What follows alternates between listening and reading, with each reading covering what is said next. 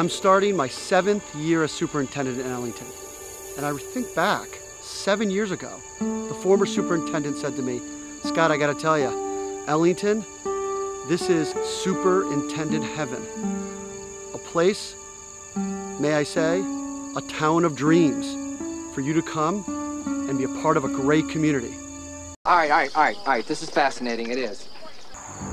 He was right. Think cornfields, think the movie Field of Dreams. You remember this, by Kevin Costner? Think a hearty and supporting, loving, kind, caring people. That's what you got at the Town of Dreams. Speaking of dreams, I spoke to the Ellington school staff and gave them a voluntary homework assignment. Step 1, envision and create what you want the school year to be.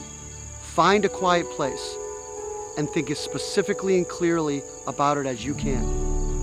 Step 2, share this vision, this dream, with a friend, a colleague, a family member, or a stranger.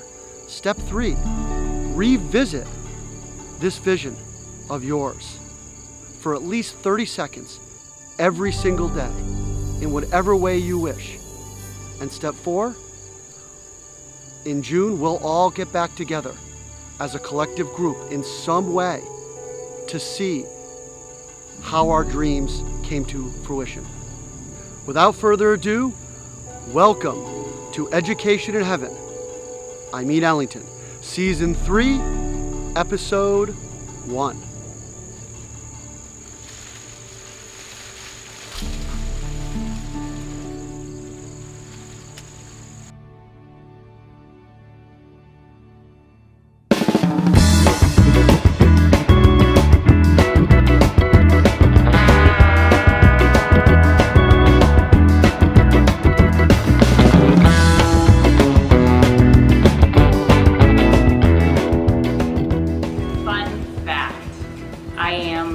Related to most of everyone that lives in the town of Ellington.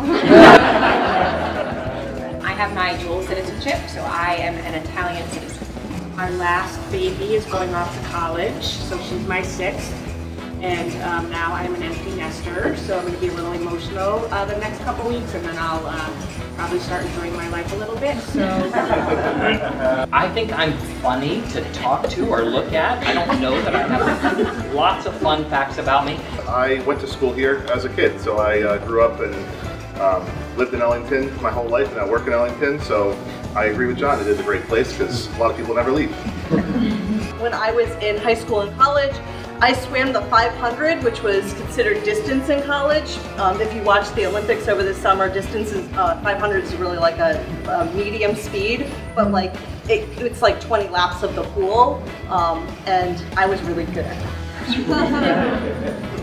I'm one of the few people probably in life who has gone sledding down Mount Washington's auto road. So. Are you supposed to do that? No. I taught salsa classes and other Latino dances for 5 years. That is a fun fact. I have an 8-year-old son who will do nothing dangerous and a 1-year-old daughter who will jump off of anything. It's going to be one of those years. I have a 9-year-old, an 8-year-old, and an 8-month-old, all boys. So that's really fun. But something else, thank you, it was tough stuff. I always say one of my taglines is that I'm everyone's cheerleader, and my fun fact is I really was a cheerleader for 18 years competitively. I was on ESPN in college. cool. My goal is to get to every ballpark in the country.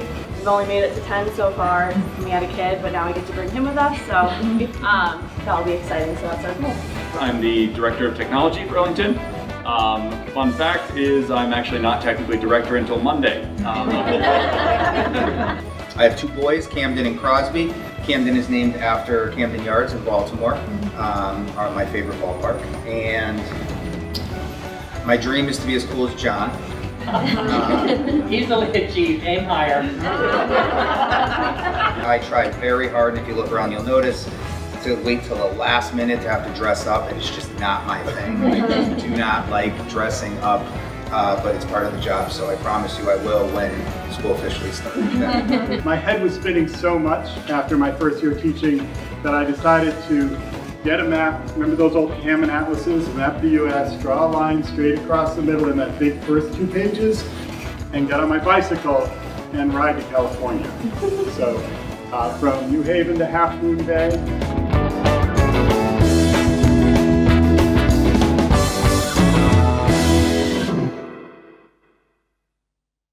Let's see, should we do our Vowel Theme song? That's like our favorite thing to do ever. There's such great talent and energy and excitement in how we're working with students across the schools. We love this song so much. It's helped us learn our tricky vowel teams. Why don't we stand up and we can do a good sing-along.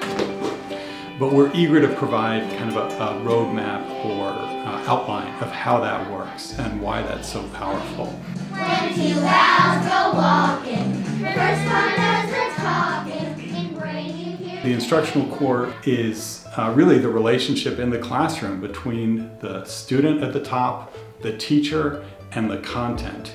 And each of those relationships is really important. So we're improving teacher capacity, we increase the rigor of the content, and we increase student engagement.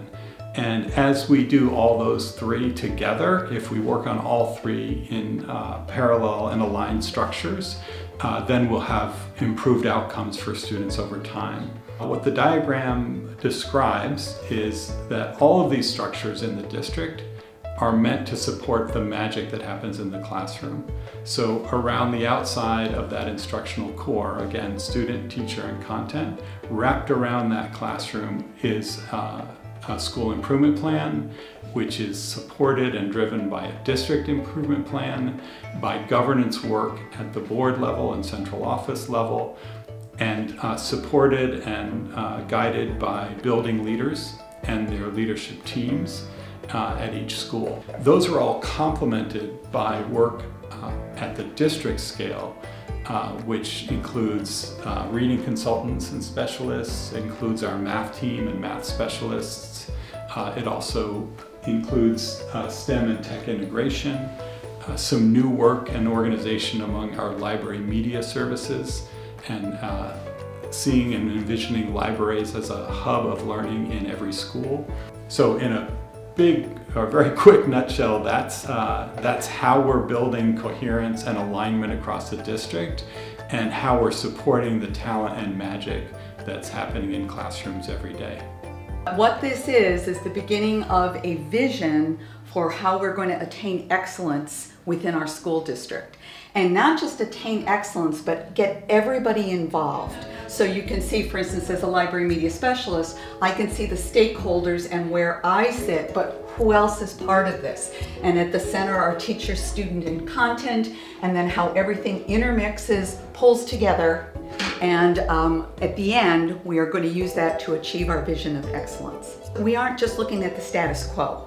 We're looking at how we move forward and how we achieve a level of excellence. And I can't do that alone. You get the most bang for your buck when we are part of a team, and this is a vision of a team moving forward. There's such great talent and energy and excitement in how we're working with students and colleagues, with teachers and staff from across the schools. Students in Ellington are very successful. They bring great talent and energy and interest to school, and that instructional core guides them towards new learning day in and day out.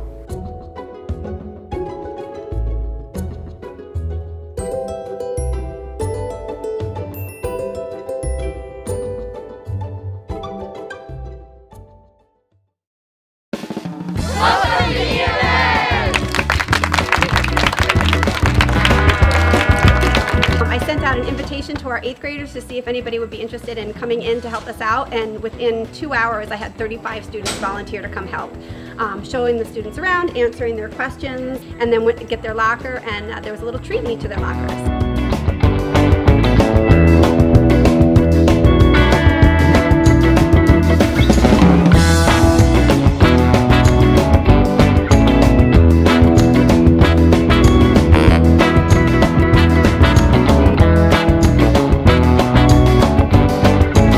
Students will be walking around the building with their guidance counselors and 8th grade student leaders to learn all about what the middle school experience is going to look like for them. They're going to get a chance to see their schedule, walk through their classrooms, see their homeroom, and even try out their lockers. At the same time, parents will be meeting with Mr. Dash and myself to hear a little bit about how our middle school works for 7th grade students and how we support students.